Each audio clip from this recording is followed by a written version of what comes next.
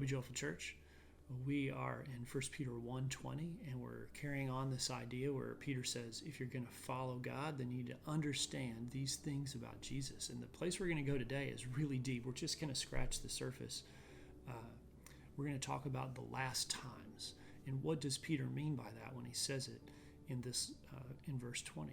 Let me read it to you. He says, Jesus was foreknown, we talked about that, before the foundation of the world, but was made manifest in these last times for your sake.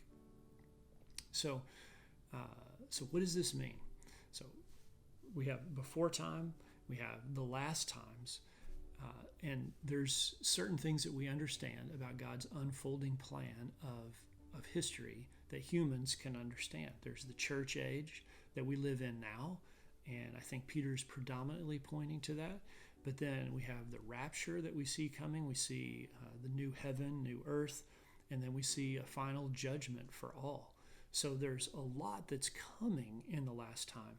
But I think he's pointing at the church age. And these last days, this last major segment of how he reveals himself to mankind through the church is a very important one. In Hebrews 1, right at the beginning, we see some information about who God is and how he is working through Jesus for his glorification and for our salvation. Look at this. Long ago, and many times, and in many ways, God spoke to our fathers through the prophets. But in these last days, he's spoken to us through his Son, whom he appointed heir of all things, through whom also he created the world. So you see those references to John 1:1. He is the radiance of the glory and the exact imprint of his nature, and he upholds the universe by the word of his power.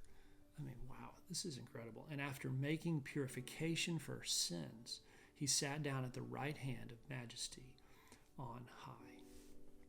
Well, so the eternal creator, the one who upholds all things, this is Jesus, made purification for sin, not for his sin, but for our sin. And that is for the last times.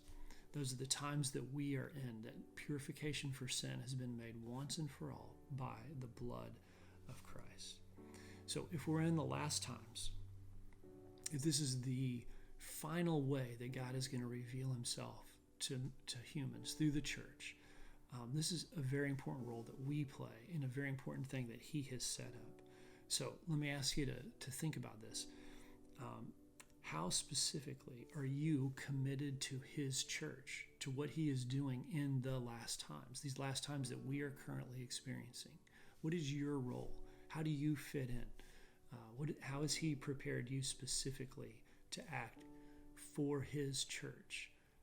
Even with the conviction and commitment that he had from the very beginning to give himself up for us and for the church. How's that playing out in your life? Think about it, and we'll get back together again soon. All right, see you.